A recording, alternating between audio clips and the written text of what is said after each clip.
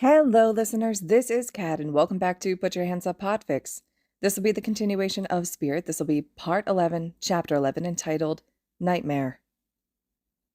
After the incident with Stain, Izuku slapped with a gag order from the police. Neither he or Ida allowed to say anything about the incident.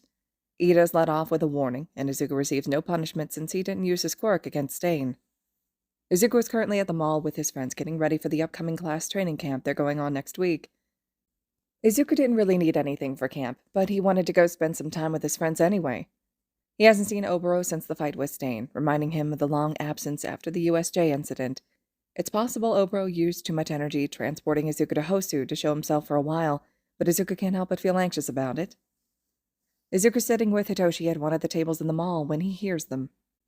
His stomach drops in horror, looking around before seeing a group of ghosts he recognizes from the USJ. He spots a group of ghosts, the sad, silent ones that had stood behind Shigaraki during the USJ attack. They look awful, their forms and figures undulating and covered in blood. "Hitoshi, Shigaraki's here," Izuku says, watching his friend's eyes widen. "Go find a security officer and tell them I'm calling my dad." Hitoshi doesn't ask questions, just gets up and rushes to find help. Izuku pulls out his phone and calls Hisashi, knowing he's not working right now. "Hey kid, what's up?" Hisashi asks cheerfully. "Dad, Shigaraki's at the mall," Izuku says, hearing Hisashi gasp over the line. "I didn't see him, but I saw his ghost. He's nearby. Hitoshi went to tell security." "Blend into the crowd," Hisashi says. "Don't do anything drastic. I'll send out an alert. We'll be there soon." Soon enough, the mall is closed down, and heroes and police arrive, checking the security cameras. Sure enough, someone spots Shigaraki on the cameras leaving the mall about 15 minutes ago, and Izuku's relieved no one is hurt. "Good job, kid," Aizawa says gruffly when Izuku gets home. "But I could do without you running into villains constantly." "Yeah, me too," Izuku laughs. Training camp arrives a few days later. The bus ride is uneventful, but when they stop for the first time, Izuku is shocked to see the hero team, the Wild Wild Pussycats, all standing outside the bus. Before he can ask them any questions about their quirks, one of them uses their quirk and the ground under the students gives way. Izuku instinctively reaches for Oboro's cloud quirk, but Oboro still hasn't reappeared, and he ends up falling to the ground, just managing to land safely. "Don't worry, you can use your quirks," one of the heroes laugh. "Good luck. See you at the camp in a few hours." The students groan as large, dirt-made monsters rise up in front of them to fight. It's a long slog up to base camp as they battle the simulated monsters, and once they make it to camp, everyone's exhausted and covered in dirt. "Don't get used to this," Aizawa says, as everyone sits down to eagerly eat dinner. "From now on, you kids are cooking all your meals." "Man, your dad is such a hard-ass, Izuku," Katsuki grumbles, stuffing his face with food. "Can't you tell him to ease up?" "No," Izuku sighs, wincing at his sore muscles. "He definitely would just push us twice as hard if I said that. You especially." Katsuki grumbles, and Izuku just sighs, reaching up to rub his neck. The ghosts that are around his classmates normally are just as energetic as usual. Kirishima's dog Taro is running in circles and chasing his own tail. Someone's ghost is still singing, and it's all giving Izuku a headache. After a tough first day and a hard sleep, they go into their next day of training. It's mostly quirk and combat training, and Izuku enjoys working with some students from 1B, finding their quirks very interesting. That evening, Aizawa and 1B's teacher Vlad King assemble all of Class 1A and 1B into the same area to explain that night's activity, the test of courage. "Tonight will be 1A's turn to pass the test," Aizawa says. 1B students will take up positions in the woods. Their objective will be to use their quirks and other means to scare, startle, and surprise 1A. 1A students, your job will be to enter the forest and make it to the center. There will be a hero there holding cards. In order to successfully pass the exercise, you must bring the cards with your name on it out of the woods. You will enter in teams of 2. Pair up."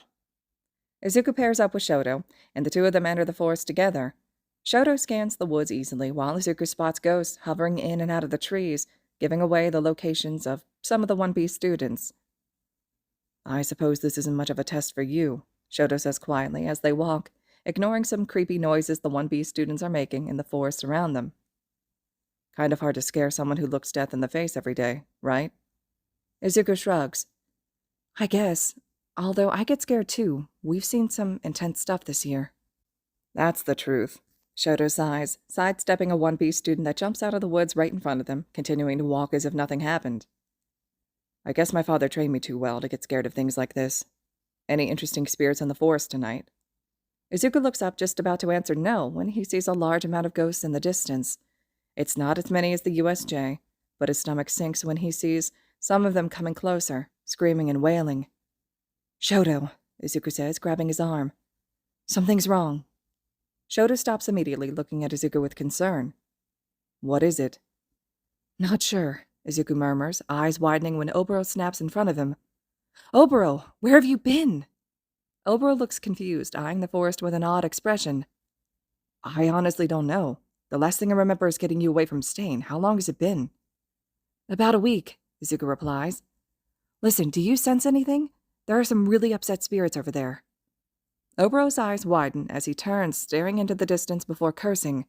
"It's some of the same villains from the USJ. You two need to get back to base camp. Here, Izu, let me possess you. You can use my quirk to take a cloud back to camp." "We can't just leave everyone else," Izuku cries. He turns and explains the situation to Shoto quickly. "Izuku's right," Shoto says calmly. "Oboro, we can't leave everyone else out here. We need to relay a message to the teachers." Oboro sighs, looking frustrated. "Come on, let's grab as many students as we can." They walk, looking for anyone from 1A and 1B, but the woods are worryingly quiet. The night is too quiet until an extremely loud voice booms over the woods. "Students, this is Present Mike. Return to base camp immediately. Villains are attacking the camp and targeting you. You have permission to use your quirks to defend yourselves." Izuku's relieved as his dad's voice quirk echoes over the woods. Turning with Shoto to head back to base camp, they're about halfway there when Oboro gasps, making Izuku turn around. Oboro's spirit is glitching, just like at the USJ, and Izuku freezes when black and purple portals appear right in front of him and Shoto. Oboro vanishes, and Izuku stares at the portals. Out of one of them steps a villain covered in scars. He doesn't have any spirits attached to him, so Izuku's relieved. Hopefully that means the villain isn't a murderer. Despite this, he looks at Shoto and Izuku with an unsettling grin, before reaching out to grab Izuku. "You're the boy that spotted Shigaraki at the mall, aren't you, Ghost Boy?" the villain asks, tugging him back into one of the warp gates. "Izuku!" Shoto calls, running forward, but he isn't fast enough. The villain yanks Izuku into the portal, and when he opens his eyes, Izuku's in what looks like a bar. The villain covered in scars is behind him, while the warp villain is behind the bar. Sitting at various tables are other villains, some of whom Izuku recognizes from the USJ attack. "Ah, there he is," a voice says, and Izuku looks up, stomach sinking when he finds himself eyeing Shigaraki and his ghosts, all of whom stare at Izuku with sad eyes. "The little phantom hero, isn't that right?" One of the ghosts behind Shigaraki whimpers, and Izuku's heart races. Had Shigaraki killed these people? They look like they were murdered, and he's definitely done terrible things.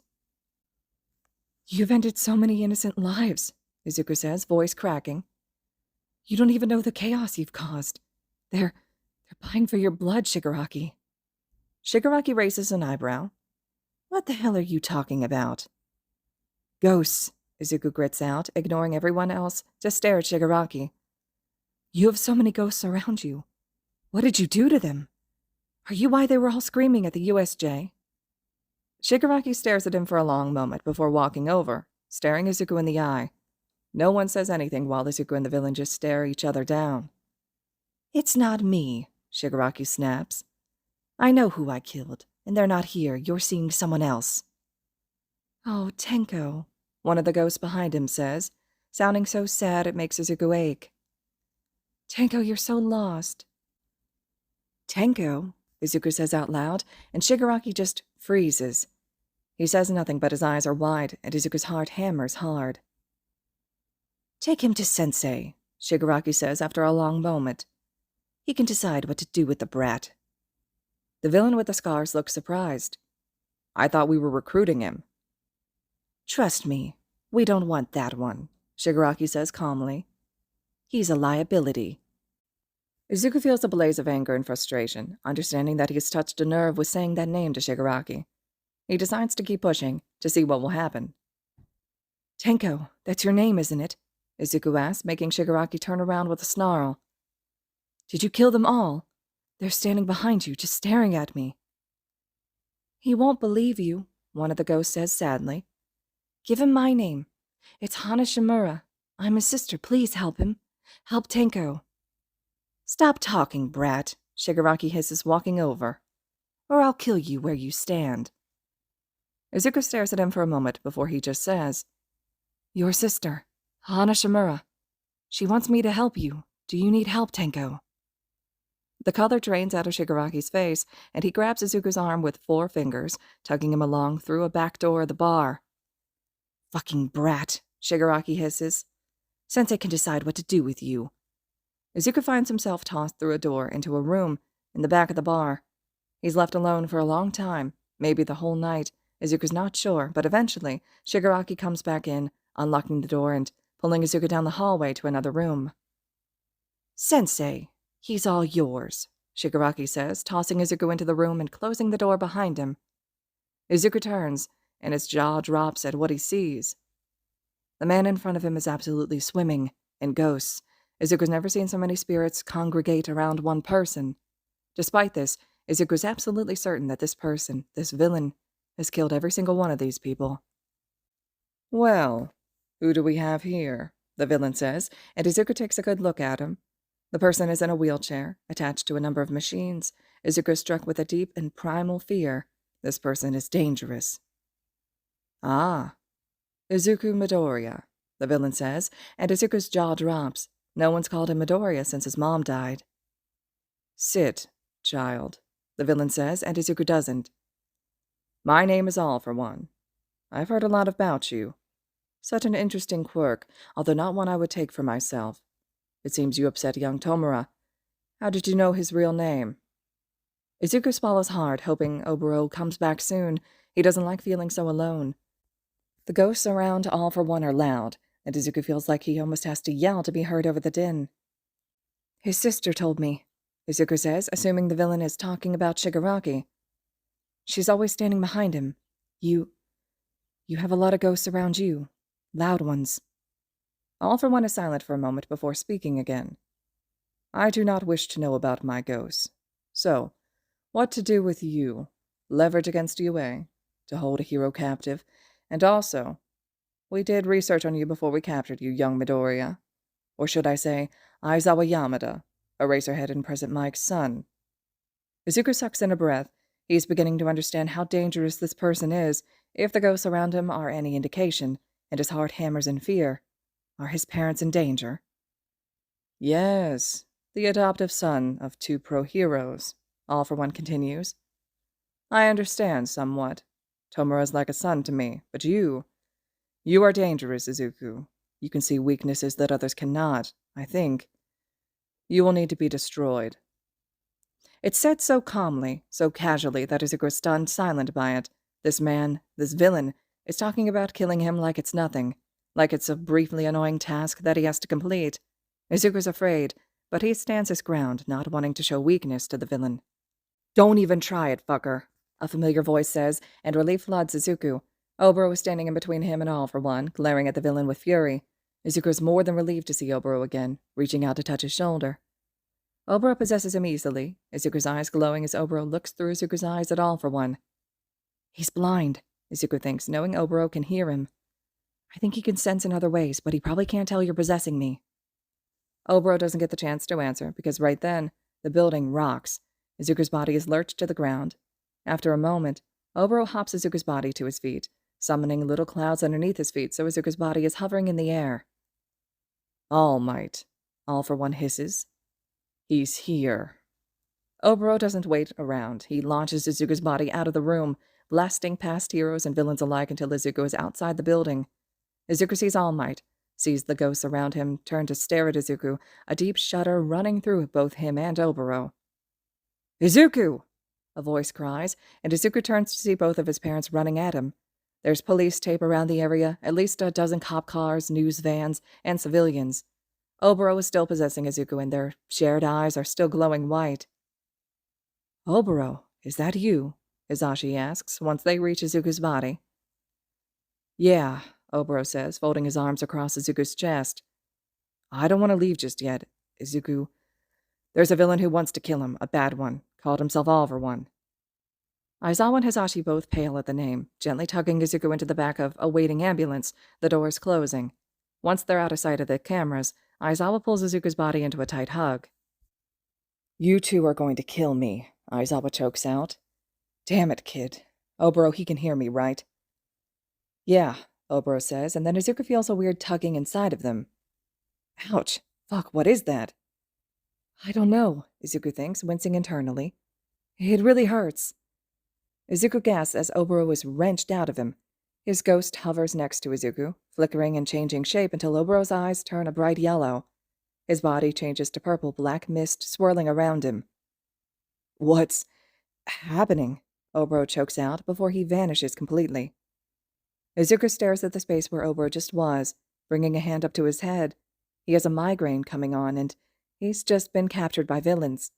It's too much to take in. Hizashi pulls him into a hug, rubbing his back while Aizawa mumbles reassurances to him. I don't know what happened, Izuku stammers. My head... Aizawa looks at Izuku, his eyes widening.